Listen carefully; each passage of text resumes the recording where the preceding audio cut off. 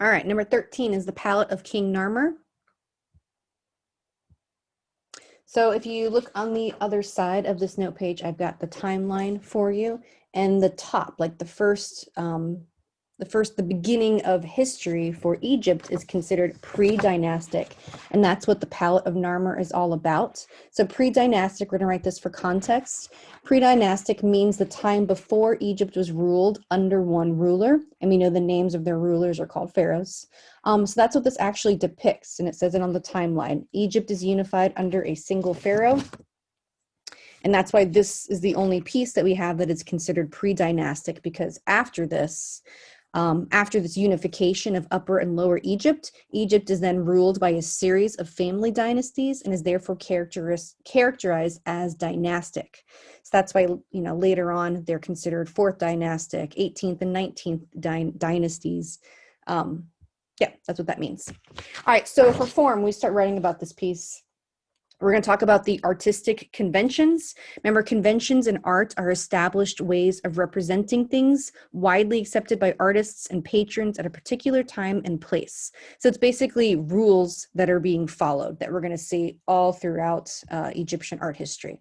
And the first one, very obvious because we've talked about it a lot, is that twisted perspective, or you could also call it the composite pose. Those both mean the same thing. So that eye is looking straight at us, the face is in profile, shoulders are straight at us, and then the legs are in profile.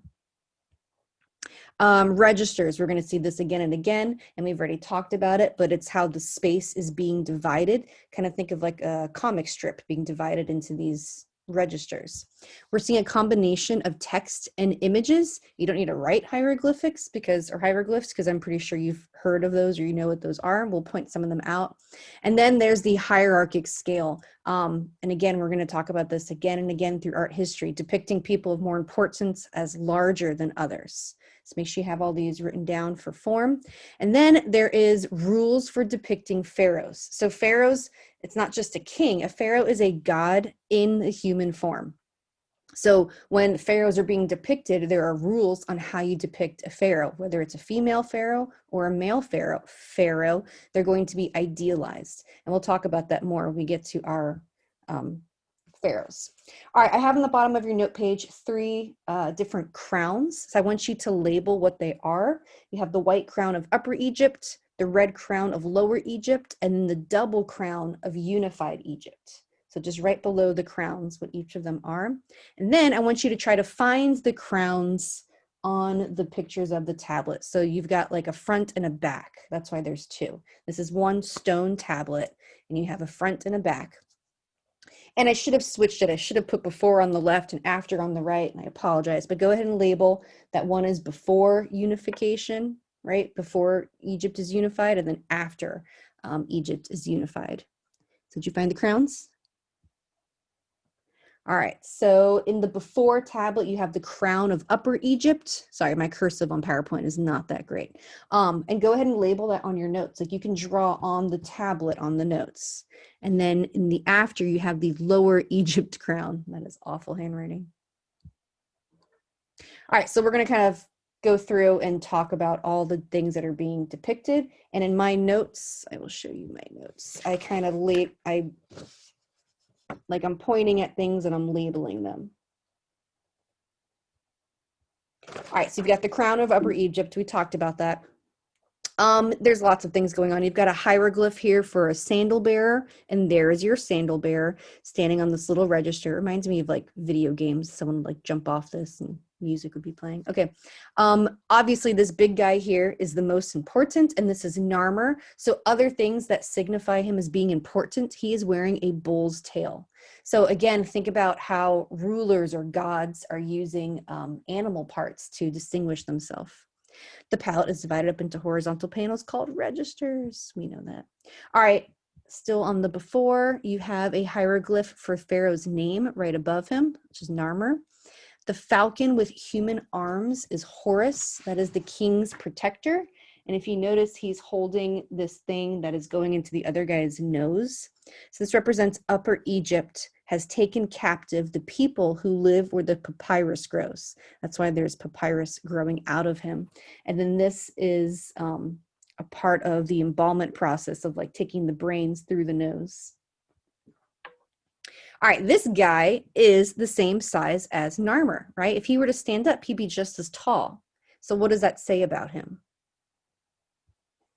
He is an enemy of real importance because of that hierarchic scale. He is the same size, but you can tell he is a prisoner or an enemy. So he is the king of Lower Egypt. So this is Narmer defeating him. You got two dead guys on the bottom. All right, so overall for content, this represents the triumph of Narmer, the big guy, the emphasis, the focus. Triumph of Narmer and triumph of Upper Egypt over Lower Egypt, because this is the king of Lower Egypt, and Narmer is wearing the upper crown of Upper Egypt.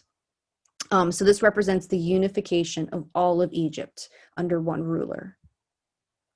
All right, the after side, you've got the red crown of Lower Egypt. We've talked about that. Narmer is wearing the crown, and he is walking in procession. Before bodies at those killed, their heads are between their feet. So if you see these rows of bodies, all their heads are between their feet. And in this procession, you've got, Narmer is larger, this guy medium, these guys smaller. He's holding a fish and a chisel. Okay, but the dead guys are seen from above. So we're seeing like a mix of views. So the people laying here are seen from an aerial view, or you can call it a bird's eye view. Kind of means the same thing. Think of like a drone flying above, looking down. That's how they are being portrayed. All in the same position, just represents large numbers. And then down the bottom, again, you have a bull. So the bull is again symbolizing Narmer, and he is knocking down a rebellious city whose walls right here we are seeing from above. So again, it's representing Narmer having this triumph. All right, then you've got these two animals that swirl together, that unify into one. So again, this whole piece is about unification. And this is the function of the piece. It would happen right in there. When we think of Egyptian images of people, we think of these like beautiful eyes, and we think of all this eye makeup, and that was for a practical purpose. So the importance of cosmetics. As early as pre-dynastic times, Egyptians ground materials, and this would have been coal, K-O-H-L was the material they used, on stone pallets to produce makeup powders. Cosmetics quickly became not just a luxury, but a necessity for daily life and the afterlife. Ordinary men and women were buried with simple cosmetic palettes and blocks of pigment, while members of the nobility were buried with elaborate toilet sets, demonstrating the value their owners placed on cosmetics. So we're going to write this for function. This was a palette used for preparing kohl, which is a dark eyeliner. So it would have been ground up right in here. Kind of just like the ambum stone was, the function of that was a mortar and pestle. This one had a similar function. Although this one itself is about 2 feet tall. So this is more like of an elaborate decorative version of this functional utilitarian object, if that makes sense. All right, so we're going to do a practice of a test question from the College Board website.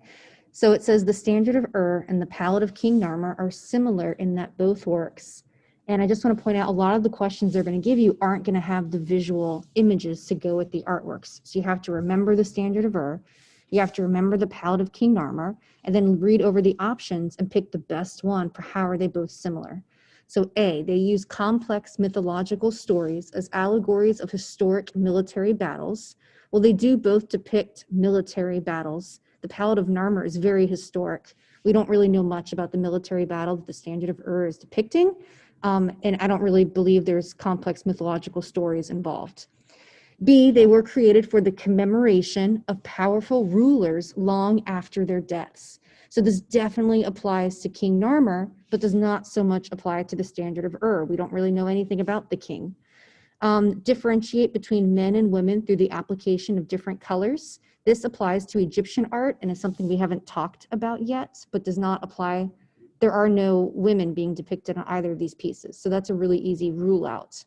D, employ hierarchical scale to distinguish between figures of varying degrees of importance.